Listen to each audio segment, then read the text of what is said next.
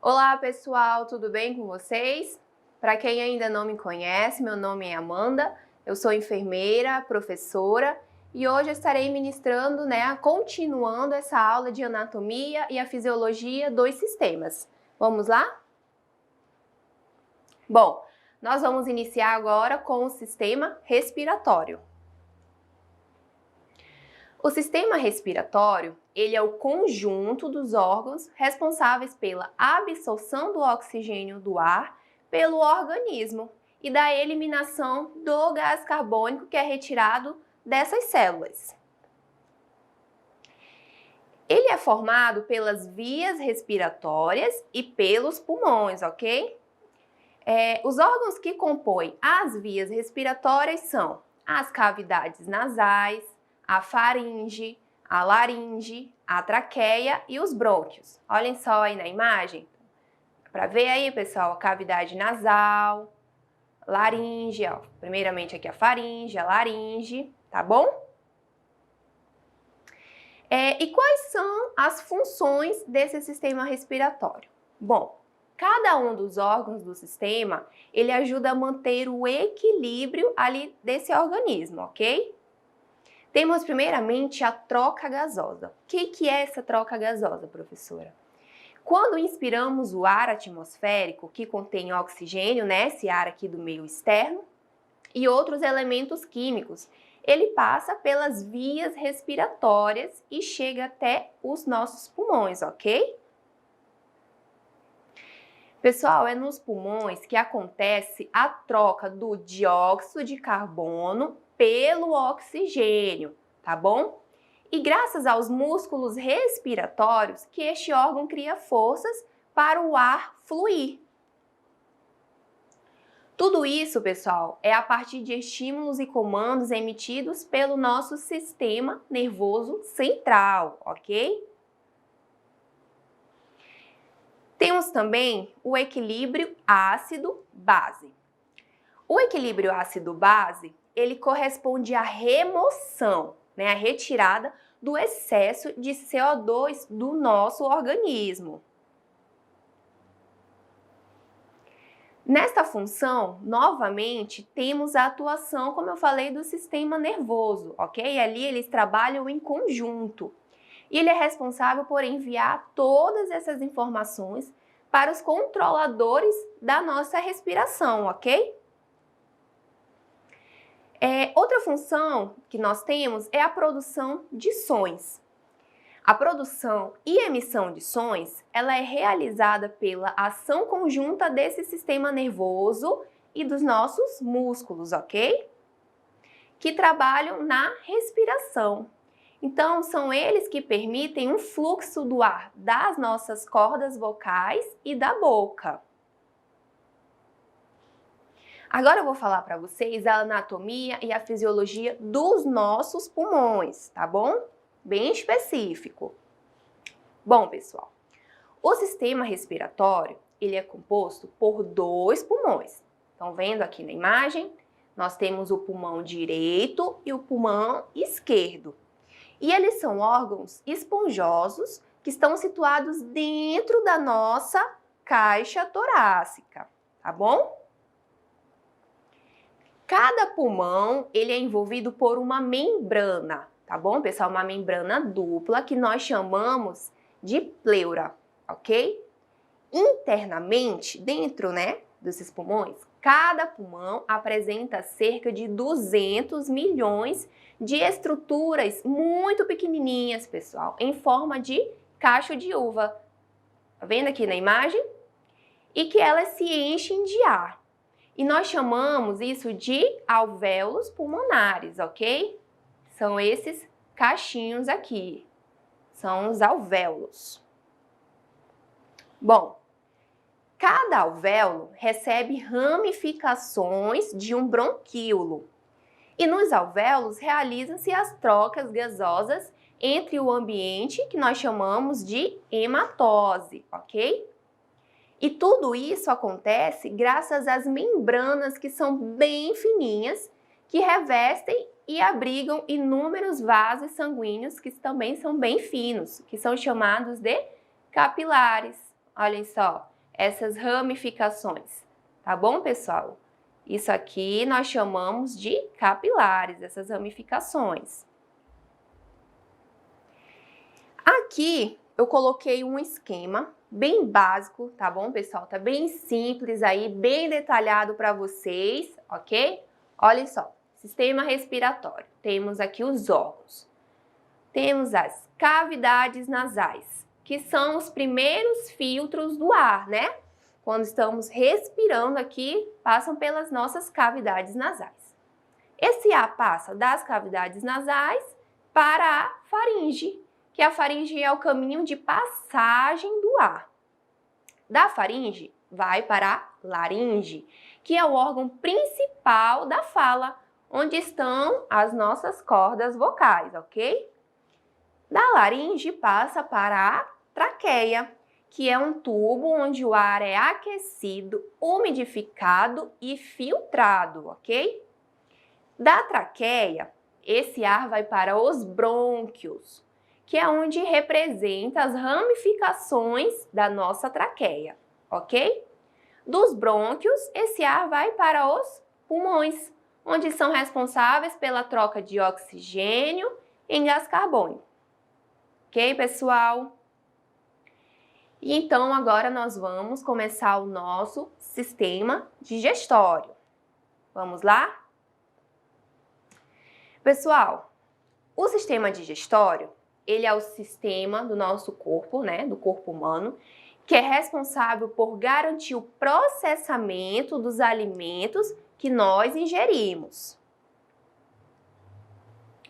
promovendo a absorção, lembrem bem disso, anotem, a absorção dos nutrientes nele contidos e a eliminação, a absorção e a eliminação do material que não será mais utilizado pelo nosso corpo.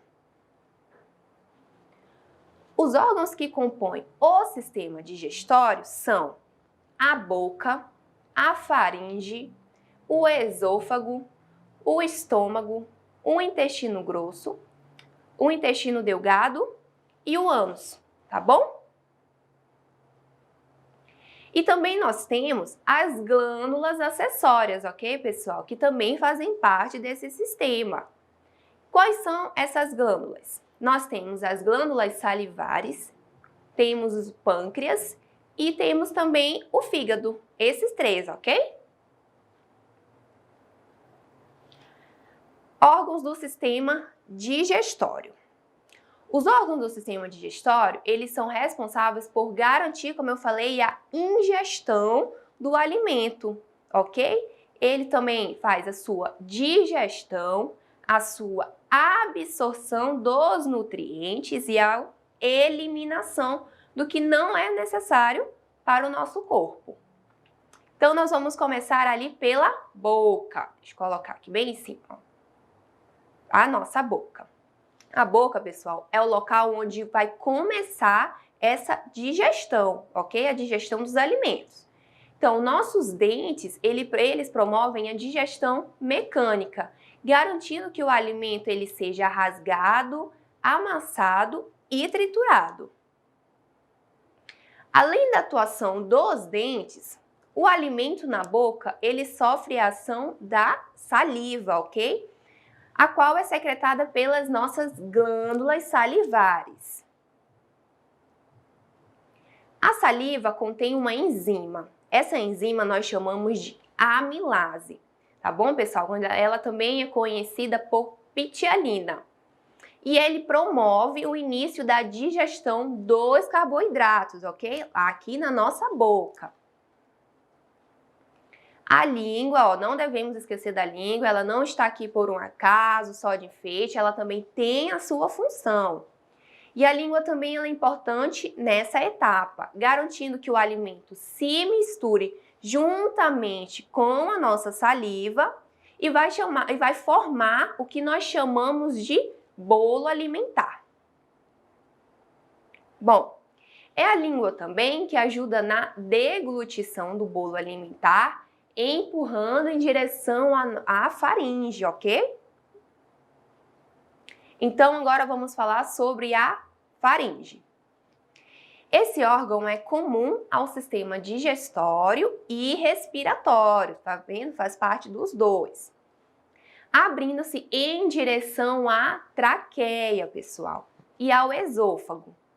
O bolo alimentar, que já foi formado aqui na nossa boca, né, pela saliva, o bolo alimentar ele vai seguir da faringe para o esôfago. Olhem só aqui na imagem, esse tubinho aqui chamamos de esôfago.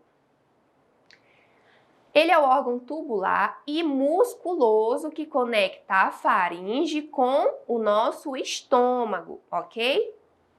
O bolo alimentar, ele atinge o estômago graças às contrações do músculo liso, pessoal, que forma o esôfago. Essas contrações nós chamamos de contrações peristálticas, tá bom? Então, agora falando sobre o estômago. Olha só onde está o estômago aqui. Deixa eu voltar aqui, pessoal. Aqui, pronto. O estômago. Pessoal, o estômago, ele é o órgão dilatado, ok? Ele dilata do sistema digestório e ele está localizado logo abaixo do nosso diafragma, ok? Nesse órgão, o bolo alimentar, ele sofre a ação do suco digestivo, que é também chamado de suco gástrico. Que é a ele misturado graças à atividade muscular do órgão. Então, nesse momento, o bolo alimentar, ele passa a ser chamado de quimo, ok? Não vamos mais chamar ele de bolo alimentar, porque ele já está aqui no nosso estômago. Bolo alimentar nós chamamos quando ele está formando aqui na nossa boca. A partir do momento que desceu, veio para o estômago, nós chamamos de quimo, ok? Temos o intestino delgado. Ele trata-se da porção mais longa do nosso sistema digestório, pessoal. Ele apresenta cerca de 6 metros ali de comprimento, ok? O intestino delgado, ele possui 3 segmentos, né? O primeiro nós temos o duodeno, o segundo nós chamamos de jejunum e o terceiro nós chamamos de íleo, tá bom? Nessa porção do sistema digestório é onde a digestão ela é finalizada, ok, pessoal? E a absorção dos nutrientes. O órgão ele é responsável pela maior parte do processo de digestão.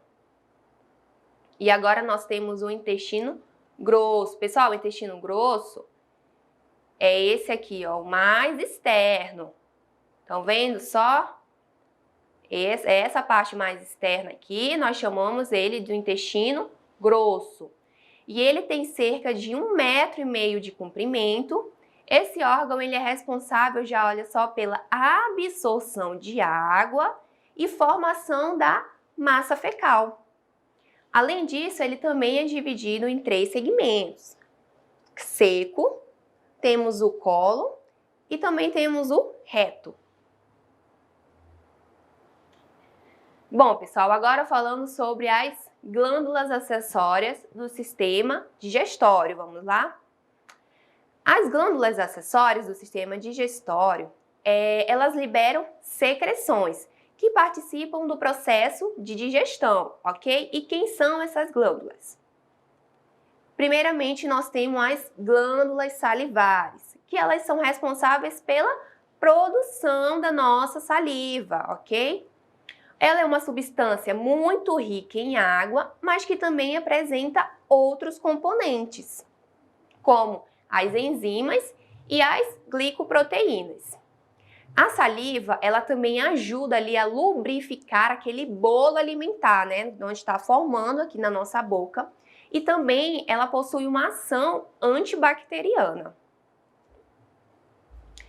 Outra glândula, né, que também faz parte, nós chamamos de pâncreas.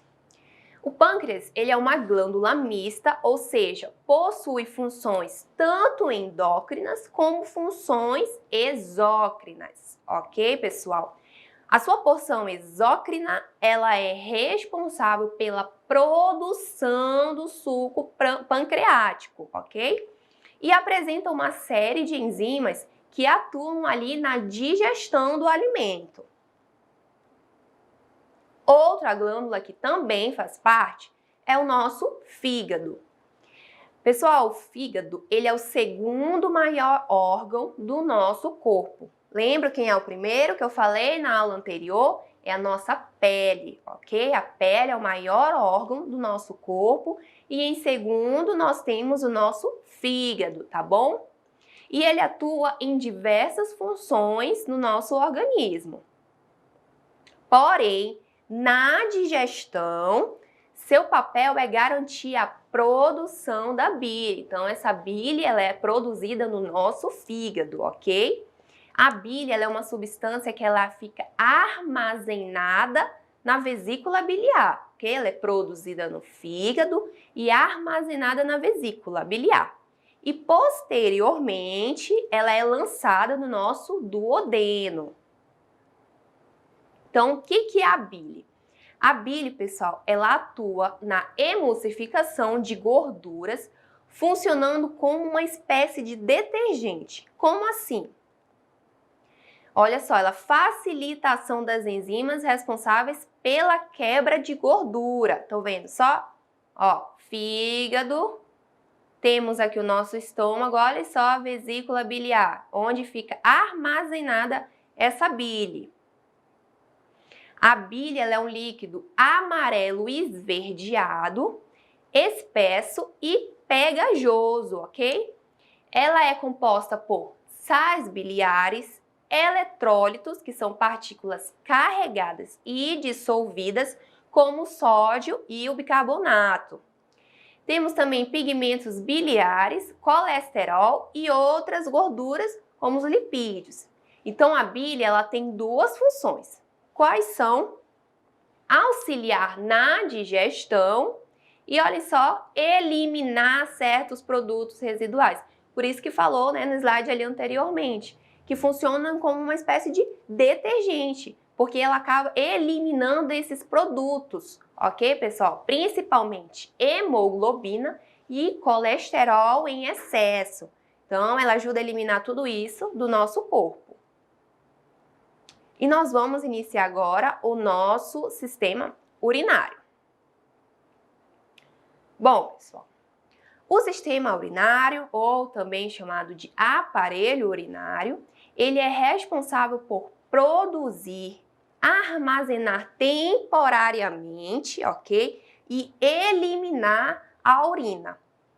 É um composto que garante a eliminação de substâncias que estão em excesso, pessoal, tá bom? No nosso organismo e resíduos oriundos do metabolismo, ok? E quais são esses órgãos que fazem parte do sistema urinário? Nós temos 2 rins, rim direito, rim esquerdo, temos 2 ureteres ou uréter e temos a bexiga urinária, ok? E por último temos a uretra. Então, pessoal, eles atuam de maneira conjunta, garantindo a filtração do sangue e a produção da urina e a sua eliminação. Então, nós temos ali os rins. Os rins, eles são encontrados em número de 2, o rim direito e o rim esquerdo, ok? Sendo eles os órgãos responsáveis pela produção dessa urina, ok, pessoal? Anotem bem isso aí. Eles estão localizados junto à parede posterior do nosso abdômen, ok? E abaixo do nosso diafragma. Quando nós observamos internamente, nós vemos que os rins possuem 2 regiões bem distintas. Quais são? Nós temos o córtex e uma medula. Estão vendo só ali na imagem?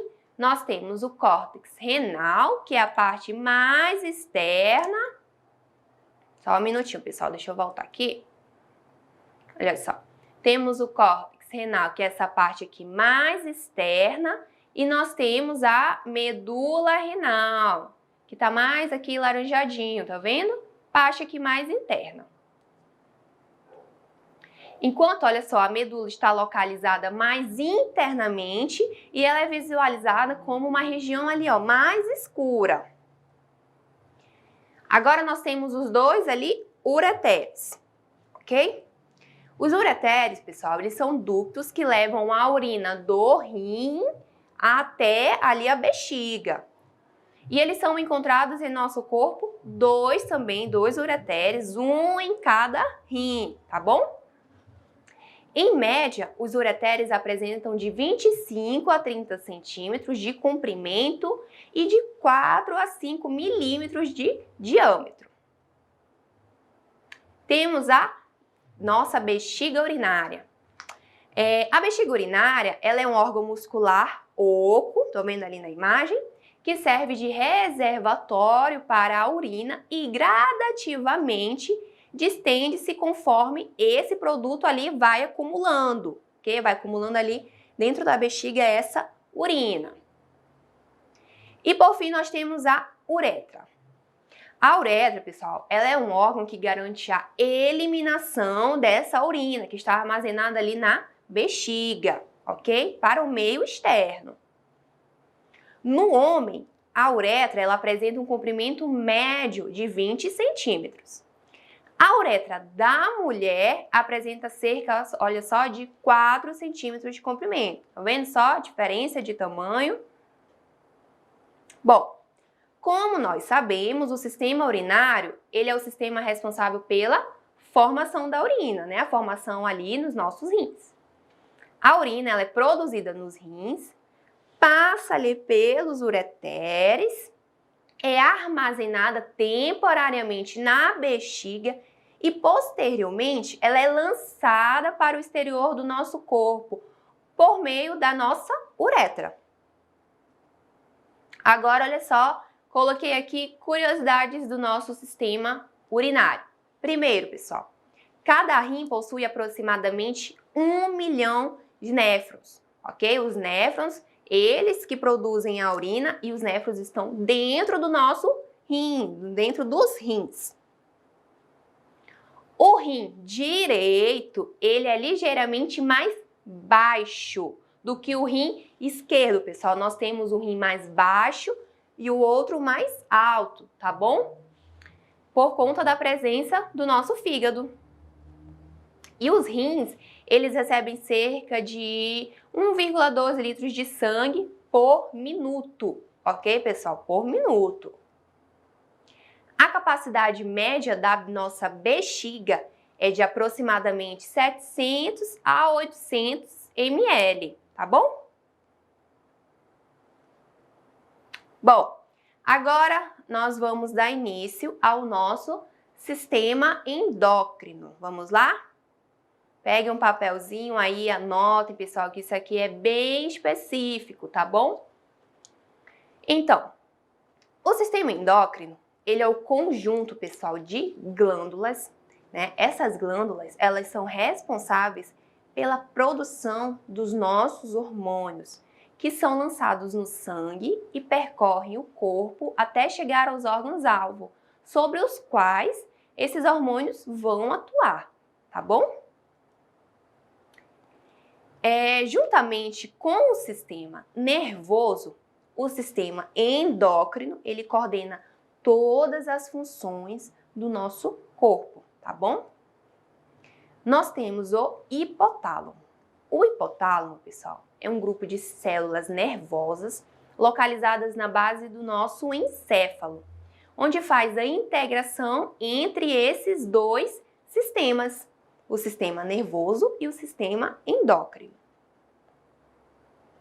Bom, as glândulas endócrinas, elas estão localizadas em diferentes partes do nosso corpo, desde a nossa cabeça até aqui a parte do nosso quadril um pouco mais embaixo, tá bom? Olhem só, nós temos o hipotálamo, temos a hipófise, ok? A tireoide, o timo. Então, nós vamos falar sobre todas elas. Só um minutinho, deixa eu voltar aqui. As glândulas endócrinas estão localizadas em diferentes partes do nosso corpo. Quem são elas? Temos a hipófise, temos a tireoide e as paratireoides. Nós temos nosso timo, as glândulas suprarrenais, temos o pâncreas, olha aí ele novamente, e nós temos as glândulas sexuais. Bom, a hipófise, ela está localizada no centro da nossa cabeça, logo abaixo do nosso cérebro. E ela produz diversos hormônios, entre eles o famoso hormônio do crescimento. E ela é considerada a glândula mestre do nosso corpo. Por quê, pessoal? Porque é ela que estimula o funcionamento de todas as outras glândulas, como a tireoide e as glândulas sexuais, ok? A tireoide, ela está localizada onde? No nosso pescoço. Ela que produz a tiroxina, tá bom? Que é o hormônio que controla a velocidade do metabolismo celular, na manutenção do peso e do calor corporal, no crescimento e no ritmo cardíaco. O hipertireoidismo é um funcionamento exagerado da nossa tireoide. Ele acelera todo o metabolismo. O coração bate mais rápido, a temperatura do nosso corpo ela fica mais alta do que o normal. A pessoa ela emagrece muito, pessoal, ok? Quem tem o hipertireoidismo geralmente são pessoas bem magrinhas, ok? Por quê, pessoal? Porque a pessoa ela gasta mais energia. Tá bom? Temos as paratireoides. Pessoal, as paratireoides, elas são 4 pequenas glândulas, ok? Que estão localizadas atrás da nossa tireoide e que produzem o paratormônio, tá bom? Ele é o hormônio que regula a quantidade de cálcio e de fósforo no nosso sangue, tá bom, pessoal? Anotem bem isso aí, porque é bem importante. A diminuição desse hormônio reduz a quantidade de cálcio no sangue e faz com que os músculos se contraiam violentamente. Temos ali o timo. Pessoal, o timo ele está situado entre os pulmões, ok? Mais ou menos aqui. E ele produz um hormônio que atua na defesa do organismo do recém-nascido. Aquele bebezinho, né, que acabou de nascer, ele ajuda contra infecções. Nessa fase, apresenta um volume acentuado, crescendo normalmente até a nossa adolescência. Então, vai do RN, ali do recém-nascido, até a nossa adolescência. Quando ele começa a atrofiar, ok? Ele começa ali a diminuir. Na idade adulta, ele diminui de tamanho, por quê? Porque ele tem todas as suas funções ali reduzidas. Temos as glândulas suprarrenais. As glândulas suprarrenais, elas situam-se acima dos nossos rins e produzem a famosa adrenalina. Quem nunca ouviu falar do hormônio chamado adrenalina, pessoal? Né? Ele prepara o corpo para a ação. Quais são os efeitos da adrenalina no nosso organismo? Taquicardia, primeiro, né? O coração dispara e impulsiona mais sangue para as pernas e para os nossos braços, aumentando a capacidade de correr ou de se exaltar em situações tensas. Aumento da frequência respiratória e da taxa de glicose no nosso sangue, liberando mais energia ali para as células. Contração dos vasos sanguíneos da nossa pele, de modo que o organismo envia mais sangue para os músculos esqueléticos e por isso nós ficamos pálidos de susto e também gelados de medo, né? Quando a pessoa vai ali andar de montanha-russa. Eu, pelo menos, eu morro de medo, mas vou, né? Quando eu saio, eu tô pálida, gelada. O que é isso, pessoal? É adrenalina, é muita adrenalina ali no nosso corpo, tá bom? Agora falando sobre o pâncreas. O pâncreas, ele é uma glândula mista. Por quê? Porque ele produz tanto insulina como o glucagon. Produz também o suco pancreático, ok, pessoal? Que ele é lançado no intestino delgado e desempenha importante papel na nossa digestão. Bom, a falta ou baixa produção de insulina, olhem só, acaba provocando o que, pessoal? A diabetes. O que é a diabetes? É a doença caracterizada pelo excesso, olhem só, pelo excesso de glicose no nosso sangue. Como isso é chamado? De hiperglicemia. Ok, pessoal? Anotem isso aí no caderninho de vocês. O glucagon, ele já funciona de maneira oposta a essa insulina. Quando o organismo fica muitas horas sem comer, né, a gente fica muito tempo ali sem se alimentar, a taxa de açúcar no nosso sangue, pessoal, ela vai o quê? Vai cair muito. E a pessoa, ela pode ter uma hipoglicemia, ó, falta de açúcar no nosso sangue, hipoglicemia, que gera a sensação de fraqueza, tontura, né? Tem gente que até desmaia, fica aquela sensação de mal-estar quando a gente está com fome. É por conta disso, pessoal, é por conta da falta do açúcar no nosso sangue. E chamamos isso de hipoglicemia, ok?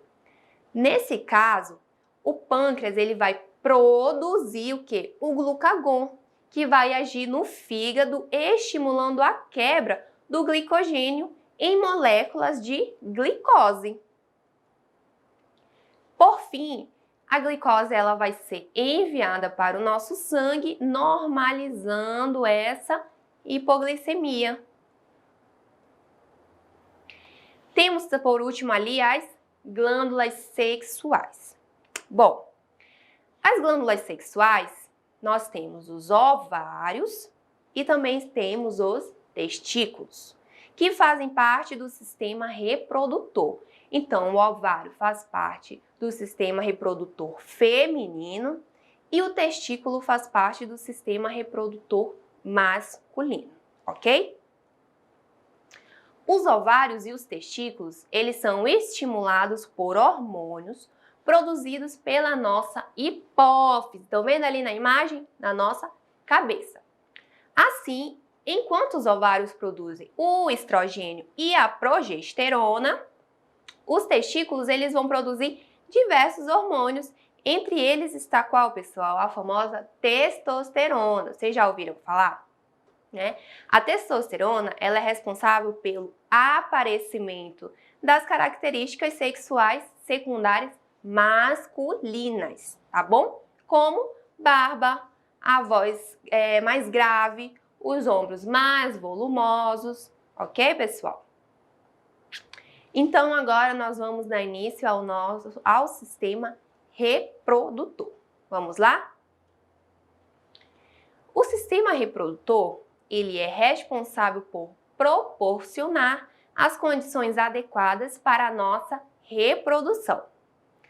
O sistema reprodutor masculino, ele é responsável por garantir a produção do gameta masculino, que nós chamamos de espermatozoide, tá bom?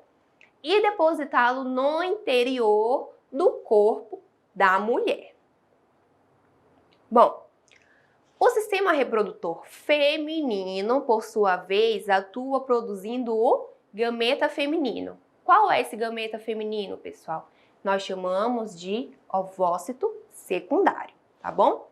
E também ele serve de local para a fecundação e o desenvolvimento do bebê. Bom, qual é a função do sistema reprodutor? Os sistemas reprodutores, tanto masculino quanto feminino, eles atuam juntos para garantir a multiplicação da nossa espécie. Tanto o sistema genital masculino quanto feminino, eles são responsáveis pela produção dos gametas.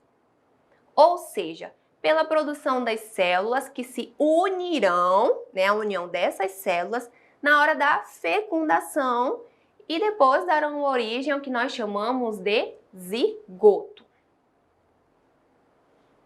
Os gametas, eles são produzidos nas chamadas gônadas, né? As gônadas, quais são? Temos os testículos nas gônadas masculinas e nós temos os ovários nas gônadas femininas. Os testículos, eles produzem os espermatozoides, enquanto os ovários, eles vão produzir os ovócitos secundários, né? Que nós chamamos popularmente de óvulos. Então, agora, falando aí um pouco sobre o sistema reprodutor masculino. Pessoal, o sistema reprodutor masculino, ele garante como eu já falei, a produção dos espermatozoides e a transferência desse gameta para o corpo da fêmea, para o corpo da mulher. Ele é formado por órgãos externos e também os órgãos internos. O pênis e o saco escrotal são chamados de órgãos reprodutivos externos, ok? Do homem. Enquanto os testículos, os epidídimos, os ductos deferentes, os ductos ejaculatórios, a uretra, as vesículas seminais, a próstata e as glândulas bulbouretrais são órgãos reprodutivos internos, ok, pessoal?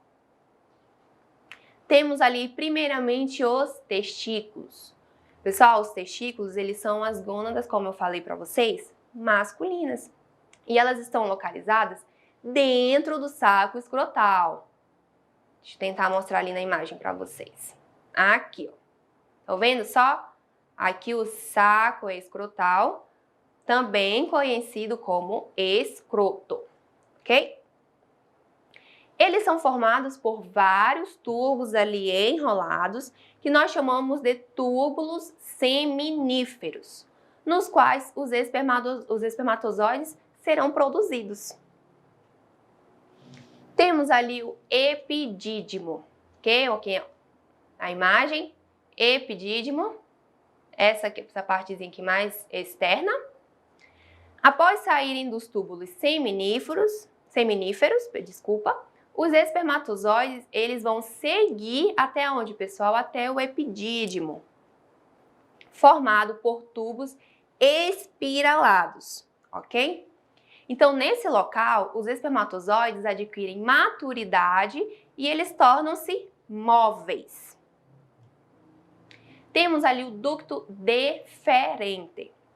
No momento da ejaculação, os espermatozoides, eles vão seguir do epidídimo para o ducto deferente, ok? Esse ducto, pessoal, encontra o ducto da vesícula seminal e passa a ser chamado de ducto ejaculatório, o qual se abre na uretra. A uretra é o ducto que se abre para o meio externo, ok? Ela percorre todo o pênis e serve de local de passagem para o sêmen e para a urina, sendo, portanto, um canal comum ao sistema urinário e também sistema reprodutor. Temos ali as vesículas seminais. No corpo masculino, observa-se a presença de duas vesículas seminais, as quais formam secreções que compõem cerca de 60% do volume, ok? E do sêmen. Essa secreção, pessoal, apresenta várias substâncias, incluindo a frutose, que serve de fonte de energia para esse espermatozoide. Temos ali a próstata, que secreta um fluido que também compõe o sêmen, ok? Essa secreção contém enzimas anticoaguladoras e nutrientes para esse espermatozoide. Glândulas bulborretrais. Bom, No corpo masculino, observa-se a presença de duas glândulas bulborretrais.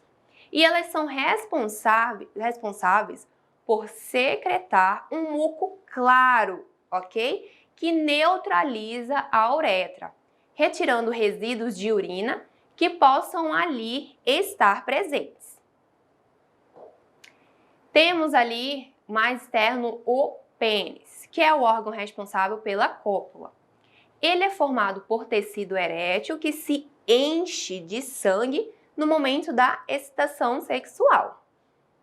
Além do tecido erétil, no pênis é possível observar a passagem da uretra pela qual o sêmen passará durante a ejaculação, ok? Então, agora dando início ao sistema reprodutor feminino. Bom, pessoal, o sistema reprodutor feminino, ele servirá de local para quê? Para a fecundação e para o desenvolvimento do bebê, ok? Além de ser responsável pela produção dos gametas femininos e os hormônios. Assim como no masculino, o sistema reprodutor feminino apresenta também órgãos externos e os órgãos internos.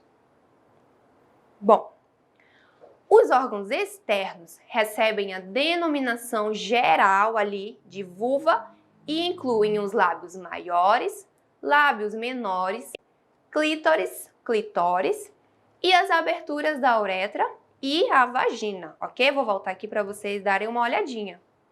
Olha só, uretra, aqui os pequenos lábios, temos os grandes lábios, ok? E aqui a vagina, ok, pessoal? Já os órgãos internos incluem que os ovários, as tubas uterinas, o útero e a vagina, tá bom? Olhem só aqui na imagem. A tuba uterina, lado direito, lado esquerdo, os ovários, ok? Aqui o útero, olhem só aqui a vagina. Bom, os ovários. No corpo feminino, observa-se a presença de 2 ovários, ok? Os quais eles são responsáveis por produzir os gametas femininos. Nesses órgãos, são produzidos também os hormônios estrógeno e o hormônio progesterona, relacionados com o que, pessoal? Com a manutenção do ciclo menstrual da mulher, ok?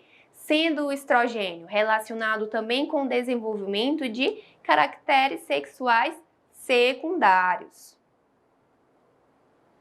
As tubas uterinas, ali as 2 tubas. No corpo da mulher, observa-se a presença de 2 tubas uterinas, as quais apresentam uma extremidade que vai atravessar ali, ó, a parede, aqui, ó, do útero, e outra que se abre próxima do ovário e tem prolongamentos que são denominados de fímbrias, ok? Olha aqui, ó, onde está localizada. A fecundação, pessoal, ocorre geralmente na região ali das tubas uterinas, ok? Bom, o útero. O útero, ele é um órgão muscular em forma de pera, tá bom? No qual se desenvolve o bebê durante a gravidez. A parede do órgão é espessa e possui 3 camadas. Quais são? A camada mais espessa é chamada de miométrio. Olha só aqui, miométrio. E ela é formada por grande quantidade de fibras musculares lisas, ok? A camada mais interna do útero nós chamamos de endométrio e destaca-se por ser perdida durante a menstruação, ok, pessoal? Quando a mulher menstrua, esse endométrio ali ele vai descamar do útero e vai sair ali naquela menstruação, tá bom? O colo do útero, também chamado de cérvix, abre-se na vagina, ok? Essa parte aqui mais abaixo. E temos aqui, ó, o perimétrio. Tá vendo só? Bom, a vagina. Pessoal, a vagina ela é um canal elástico, ok? No qual o pênis é inserido durante a relação e o espermatozoide ele é depositado. Esse canal, ele também é por onde passa o bebê durante o parto normal. Temos ali a vulva, né? Toda ali, que é a genitália externa feminina. E fazem parte da vulva os lábios maiores, como eu mostrei para vocês em alguns slides anteriores. Tem uma imagem. Temos os lábios maiores, os lábios menores, a abertura vaginal, a abertura da uretra e o clitóris. Esse último, ele é formado por um tecido erétil e apresenta muitas terminações nervosas, ok? E é um local de grande sensibilidade. Bom, pessoal, por hoje foi isso. Espero que vocês tenham gostado da aula, tá bom? Beijão e até a próxima!